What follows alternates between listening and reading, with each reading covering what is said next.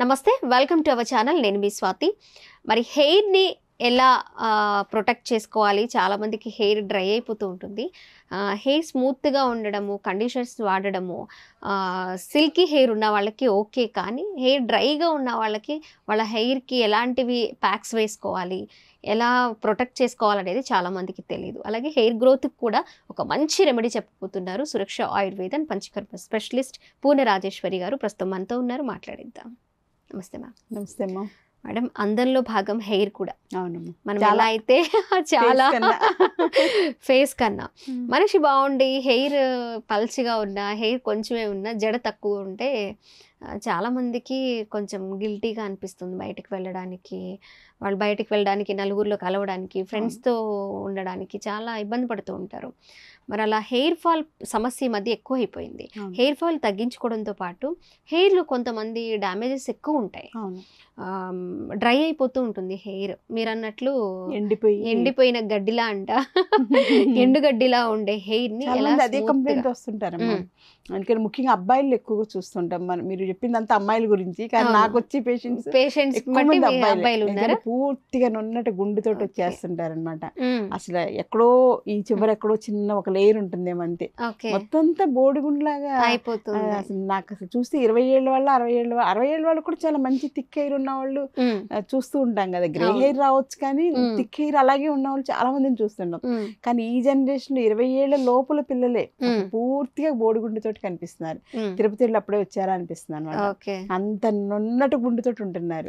So అదేంటంటే వాళ్ళు hormonal imbalance, food habits, night నిద్ర సరిగ్గా పోకపోవడం, మంచినీళ్ళు సరిపడా తీసుకోకపోవడం, ఇవన్నీ కూడా ఇంటర్నల్ కాజెస్ తీసుకోవాలి.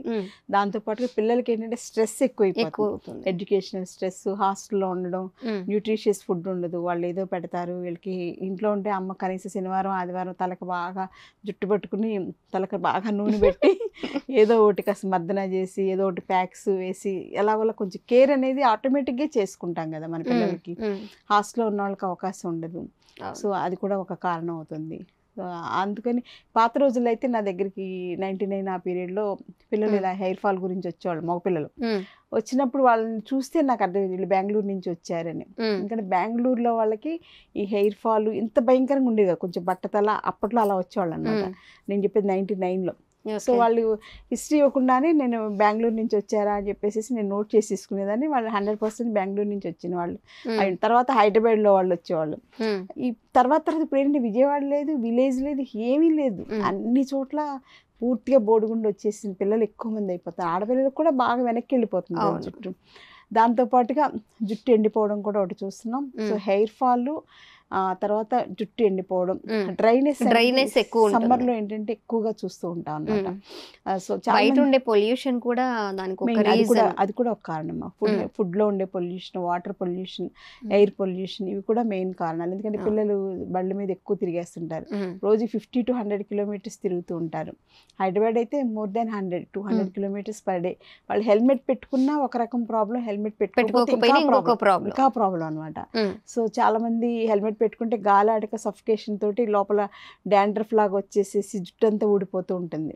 వదిలేసేస్తే డ్రైనెస్ కి జుట్టు అంతా ఎండిపోయినట్టుగా ఇది వచ్చేసేసి సన్నగా అయిపోతుంది. వెంట్రుక కూడా థిక్గా ఉండాల్సింది నల్లగా ఉండాల్సింది సన్నగా ఎండిపోయి మన పచ్చగడ్డికి ఎండుగడ్డికి ఎలా డిఫరెన్స్ ఉంటుందో ఆ స్నిగ్ధత్వం, ఆ కలర్ అన్ని కూడా పోతుంది అనమాట.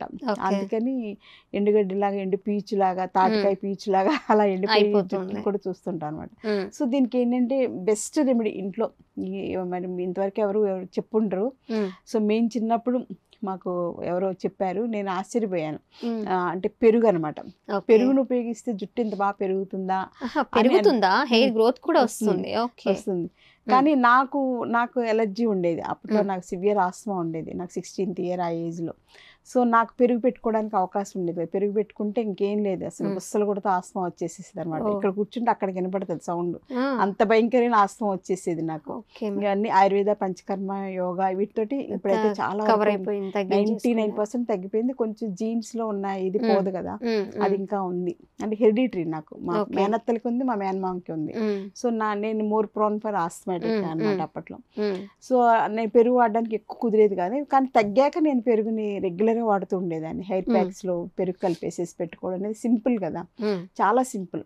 సో అందుచేత అది మళ్ళీ ఇప్పుడు నేను అందరికీ మీడియా ద్వారా, సుమన్ టీవీ ద్వారా చెప్తే ఎక్కువ మందికి ఉపయోగపడుతుంది కదా. ఇప్పుడు ఆ ఫార్ములా నా దగ్గర ఉంచుకుంటే నేను నా పేషెంట్స్ వరకు చేస్తాను, కానీ బయట అందరికీ ఇలాంటి ప్లాట్ఫామ్ లో చెప్తే అందరికీ ఉపయోగపడుతుంది. అందరూ సఫర్ అయ్యే ప్రాబ్లమ్స్కి. ఇంకా ఏంటంటే ఈ ఏజ్లో నాకు అర్థమైంది ఏంటంటే, నేను రియలైజ్ అయింది, మన దగ్గర ఉన్న మంచి మంచి సీక్రెట్ ఫార్ములేషన్స్ ఎన్నో ఉంటాయి ఆయుర్వేదంలో, అలాంటివన్నీ బయటకి చెప్తే ప్రజలకి చాలా మంచి అందాన్ని ఆరోగ్యాన్ని కూడా అందించిన వాళ్ళం అవుతాం. కాబట్టి నేను ఇంకా నాకు నేను డిసైడ్ అయిపోయాను, ఇంకా మీరు వద్దనే నేను చెప్పేస్తాను కదా, చాలా సింపుల్.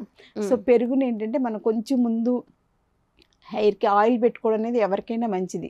భృంగరాజ తైలం కానీ, భృంగాముల తైలం కానీ, అలాంటి ఆయిల్స్ని పెట్టేసేసుకుని ఒక 10 నిమిషాలు, ఒక అరగంట తర్వాత చక్కగా పెరుగులోకి పెరుగు కొంచెం ముందే తీసి పెట్టుకోవాలి ఫ్రిడ్జ్లో ఉంటే కనుక. అది కూడా మనకి దొరికితే ఆవు పెరుగు మంచిది, లేదా గేదె పెరుగు, ప్యాకెట్ పెరుగు వాడడం మానేయడమే మంచిది అనమాట. బయట పిల్లలకి అందరికీ మరి ప్యాకెట్ పెరుగే దొరుకుతుందేమో, కానీ దొరికితే మీరు ఆవు పెరుగు న్యాచురల్గా ఉండేది ట్రై చేసుకోండి.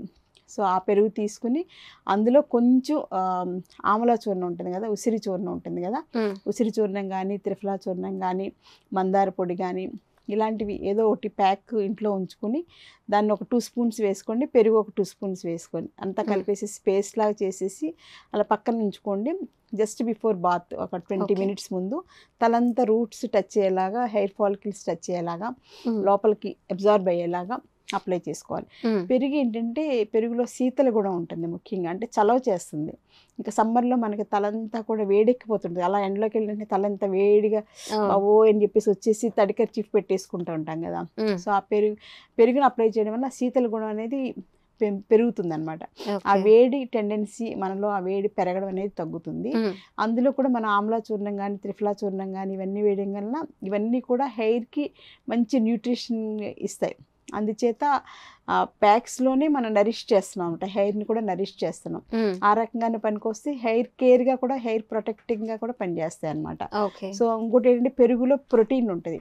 సో ప్రోటీన్స్ అనేవి హెయిర్కి చాలా అవసరం. మనం వాడే ఆయిల్స్లో కూడా కొబ్బరి నూనెలో కానీ, నువ్వుల నూనెలో కానీ ప్రోటీన్ ఎక్కువ ఉంటుంది.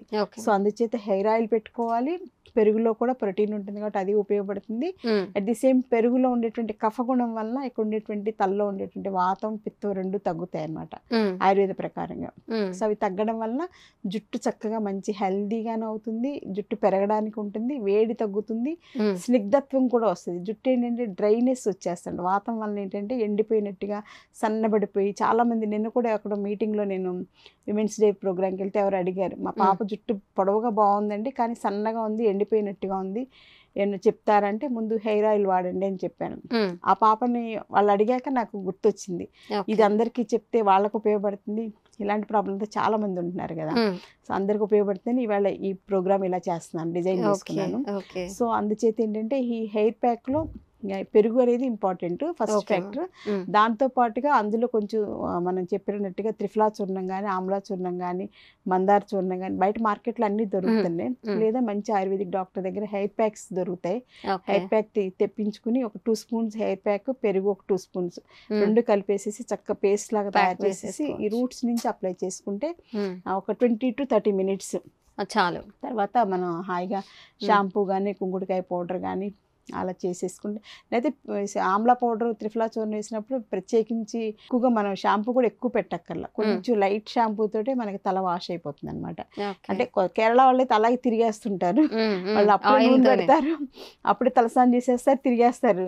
మనమైతే అలా ఉండలేము, మన వాతావరణానికి ఆ వేడికి మనకి తలంతా జిడ్డు వచ్చేసి భరించలేము అనమాట.